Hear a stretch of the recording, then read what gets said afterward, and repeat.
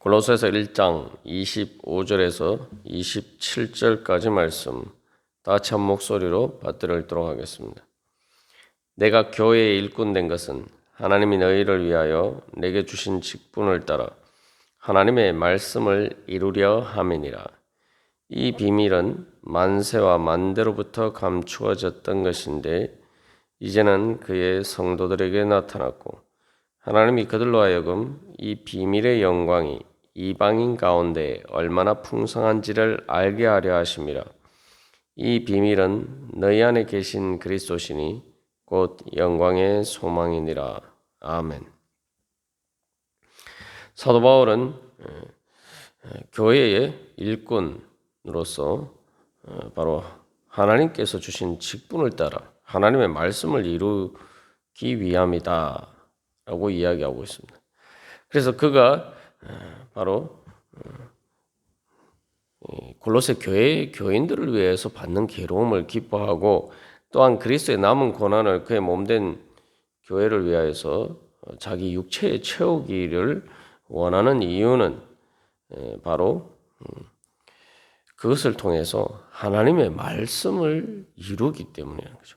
그렇기 때문에 사도 바울이 받는 괴로움과 고난은 단순한 괴로움과 고난이 아니라 하나님의 말씀을 이루는 가운데에서 겪는 고난과 괴로움입니다.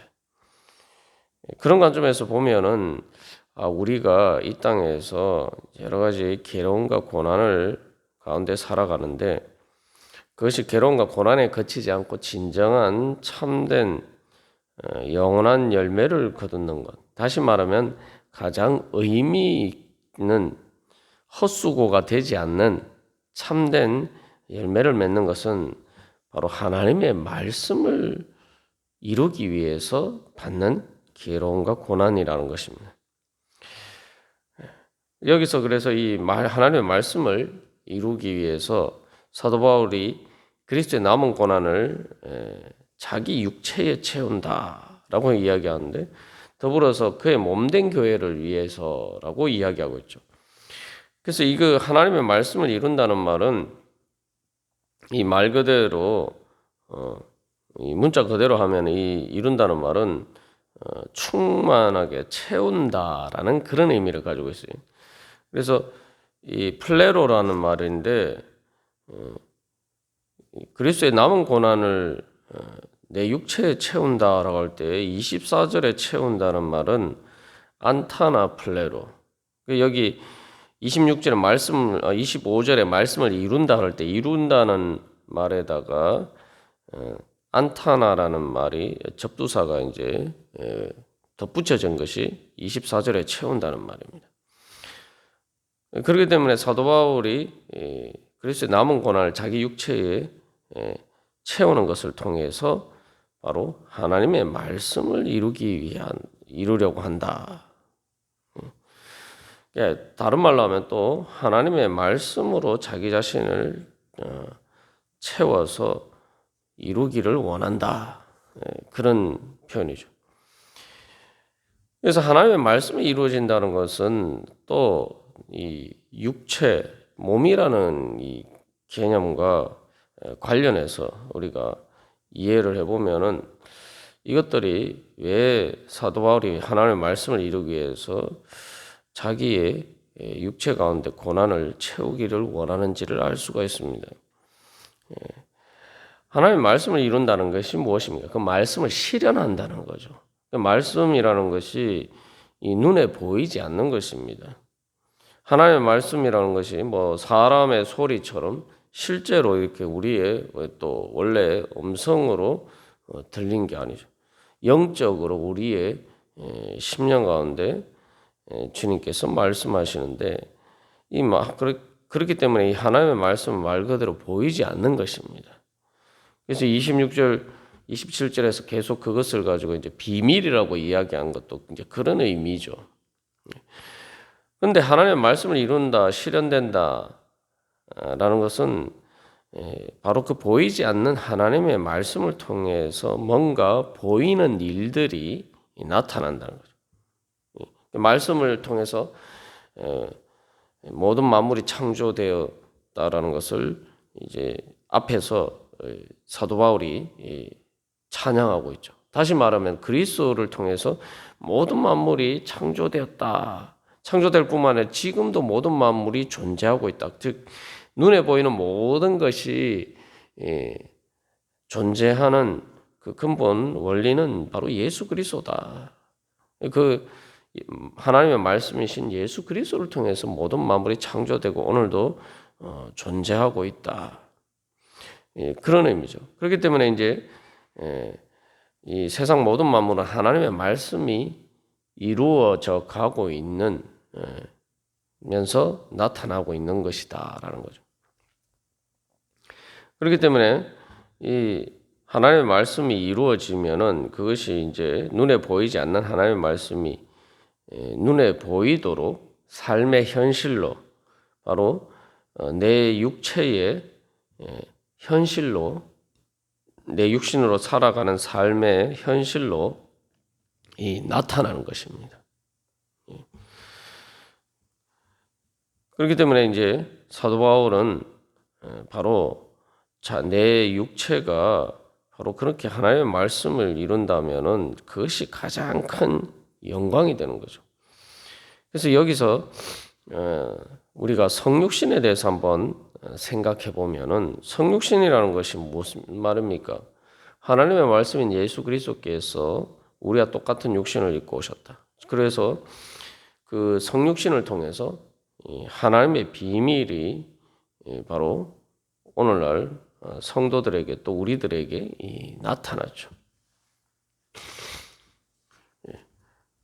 그래서 사도 바울은 이제 그런 관점에서 이제 교회가 예수 그리스도의 몸이다라고 할 때 이제 바로 성육신을 통해서 예수님의 육신을 통해서 하나님의 말씀이 나타나고 예수님의 육신으로 살아가는 삶을 통해서 또 그 육신의 죽음을 통해서 바로 하나님의 복음의 영광이 나타난 것처럼 이제 그리스도의 몸인 교회를 통해서 예수 그리스도의 성육신처럼 바로 하나님의 말씀이 이 땅 가운데 계속 이루어져 간다는 것입니다. 그런데 이제 내 육체가 내 몸이 바로 그러한 또한 예수 그리스도의 몸과 같은 그러한 역할을 한다는 거예요. 이것보다 더 영광스러운 것이 어디 있습니까? 이제 내 몸이 그저 단순한 육신이 아니라 그저 죄와 정욕을 따라서 그냥 세상 욕심을 따라서 그냥 육신의 소욕을 따라서 그냥 한 세상 살다 가는 그러한 육신이 아니라 바로 예수님의 육신처럼 이 땅에서 사신 그 삶을 통해서 영원한 생명의 열매를 거두신 바로 그 복음의 열매들을 거두신 예수님의 육신과 같은 그러한 육신이 된다는 거예요. 그래서 이 예수님께서 자기 육체를 성전이라고 말씀하시고 교회를 예수 그리스도의 몸이다라고 말씀하시고 사도 바울이 그래서 우리의 이 성도의 육신을 바로 하나님의 성전이다라고 이야기하고 있죠. 그래서 사도 바울이 그래서 자기 육체로 사는 그 삶을 통해서 바로 그리스도를 위해서 또 그의 몸된 교회를 위해서 고난과 괴로움을 당할 때 그것을 통해서 이제 성육신처럼 자기의 육신을 통해서 하나님의 말씀이 이루어진다는 거예요.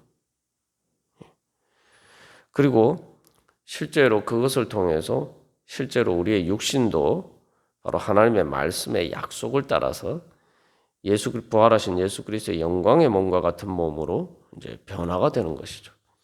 그래서 예수님이 말씀하시기를 사람이 떡으로만 사는 것이 아니라 하나님의 말씀으로 산다라고 말씀하셨는데 그것이 바로 그런 의미입니다.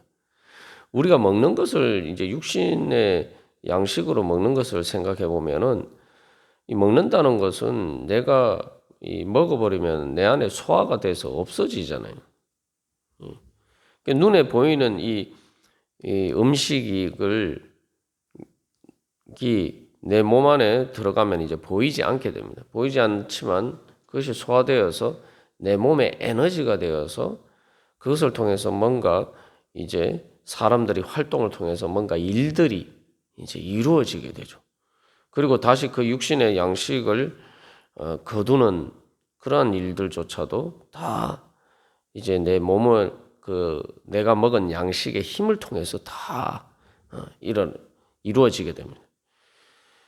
근데 하나님 예수님께서 말씀하시는 것은 바로 내가 내 육신을 통해서 이 하나님의 말씀을 따르고 그 말씀을 이루어 갈 때에 그것들을 통해서 실제로 내가 음식을 먹는 것처럼 먹고 사는 육신의 문제처럼 모든 삶과 생명의 문제 또 영원한 생명의 문제가 다 이루어진다는 겁니다. 그래서 여기서 우리가 다시 한번 우리의 믿음을 회복해야 하는 것은 내가 정말 복음을 믿느냐, 내가 정말 무엇을 위해서 사느냐, 하나님의 말씀을 이루기 위해서 내가 살아가느냐.